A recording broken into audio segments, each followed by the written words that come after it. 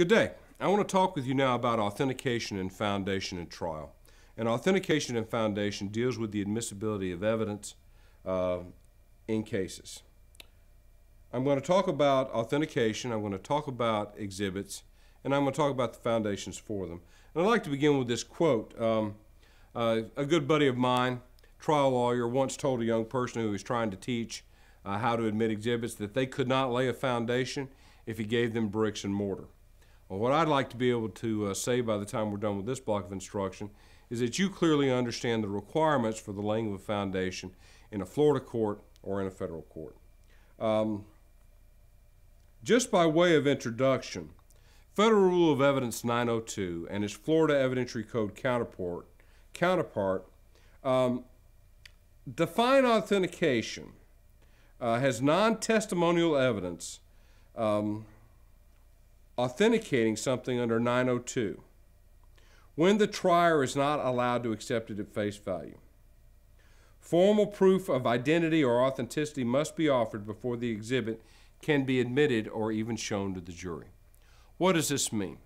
It means that we're concerned with whether or not evidence is what it purports to be. And we use the authentication process as a way in which to make certain that the evidence we're admitting is the evidence we're admitting. So what is authentication in a nutshell? Well, if you look here, it's nothing more than a more refined relevancy process. Foundation is the series of questions that we use to show that the evidence is what the person who's offering it says it is. And authentication requirements exist at trial for every piece of evidence other than live testimony. And the court should not accept a piece of evidence into evidence until such time as foundation has been properly laid and the authenticity has been established. Now, the federal rules of civil procedure deal with authentication and discovery, and they even require the parties to provide other parties with copies or descriptions of categories and locations of documents, electronically stored information, and tangible things that the disclosing party has in its possession, custody, or control. So in other words, we look to our procedural rules, both civil and criminal, to assist us in identifying the evidentiary pieces that we may be admitting at trial. If I go and look at the federal rules of civil procedure and their analogous Florida evidentiary counterparts, I see that pretrial conferences, discovery requests, admissions, denial of admissions, all are potential issues that we may need to address through the evidentiary code. So let's talk about authentication in general terms. Authentication or identification of an item should be thought of as a condition precedent to the admissibility of that item at trial. That means this is sort of the first thing that I have to do that has to occur before I'm going to let the jury hear or see this piece of evidence. And authentication is normally established through the laying of a foundation.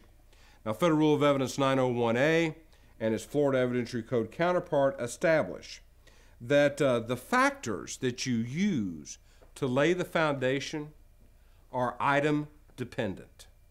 Now, what do I mean when I say that they're item dependent? I mean that the questions are going to change depending upon the type of evidence that I'm trying to admit it. And there are normally multiple ways to do this. The thing that I want you to remember from a bedrock approach perspective is that it has to be evidence sufficient to support a finding that the thing is what it purports to be. Sufficient to support a finding that it's what it purports to be. Now, up here on this slide, I've got the three concepts that sort of go in tandem here. There's authentication, the adequacy, and the authenticity. Authentication is the foundation requirement for the piece of evidence. And that's a foundation that is laid by the judge and that is deemed acceptable or not acceptable by the court. The adequacy of the authentication is a judicial decision under 104 in the Federal Evidentiary Code. Authenticity, on the other hand, think of that as whether or not we're going to believe that evidence, whether or not we're going to accept that evidence and apply it.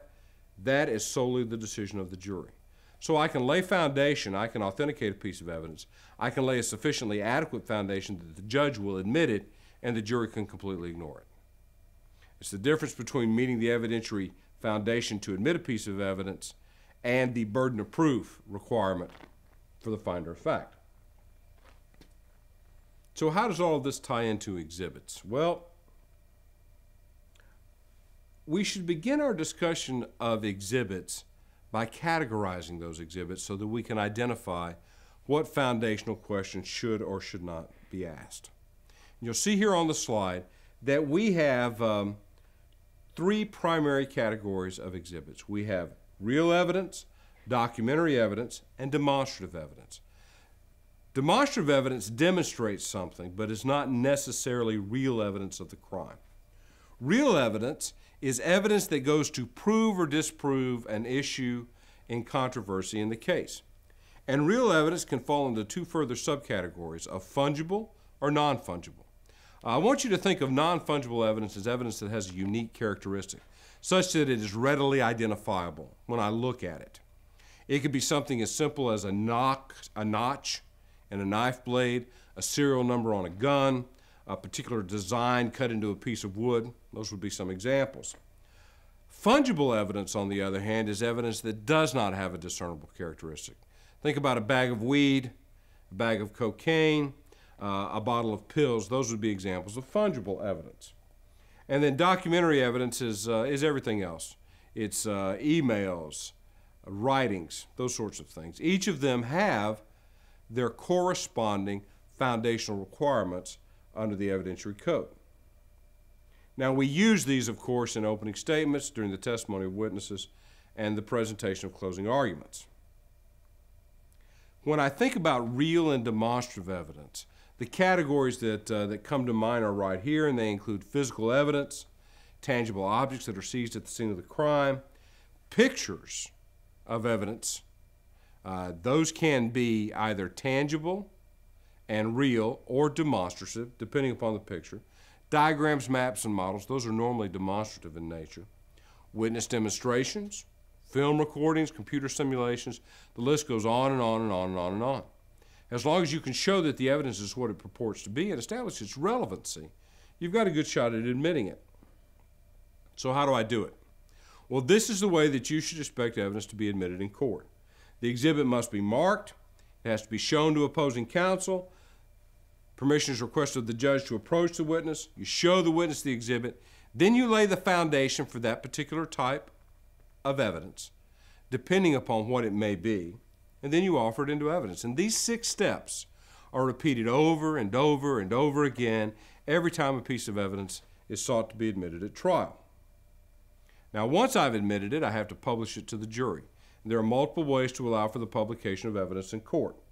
It needs to be shown such that they can understand it and have an opportunity to review it. Documents, it's often sufficient to make copies for everybody.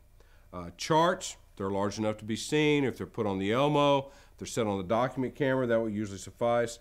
And of course, PowerPoint slides are another example.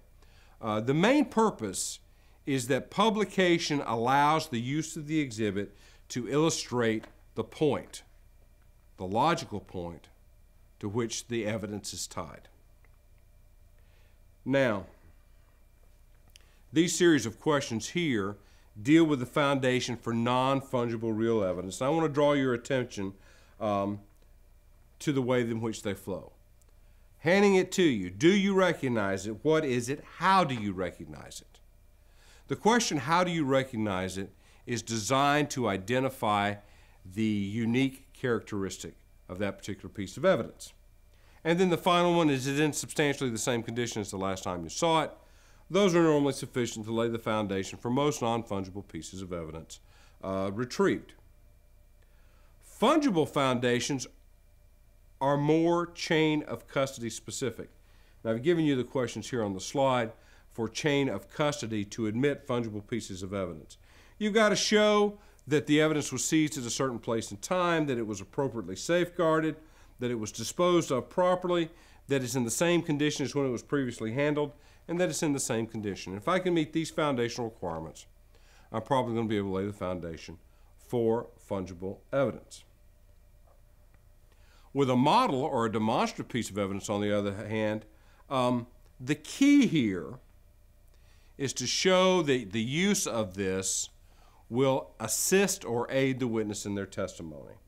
You have to show that it defines a certain scene or object, that the object that it defines is one with which the witness is familiar.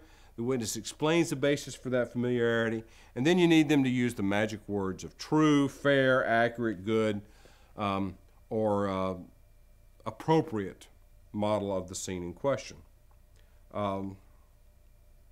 Here's an example of foundational questions for a demonstrative exhibit. And you'll notice that the trick is the language fair and accurate representation. That's what you're looking for. Now, evidence that's admitted at trial has got to be thought of from both a coordination and a management perspective, and also from a persuasive perspective. As a general rule, we want to coordinate exhibits with opposing counsel, give them the opportunity to see them so that they can register any objections in advance. We want to pre-admit as much evidence as possible. Remember that most judges will let counsel lay a foundation for a diagram while the diagram is being seen by the jury, because the diagram doesn't yet have any markings on it that are going to be dispositive of the case. And you need to be prepared to comply with the technical foundational requirements if the court so asks.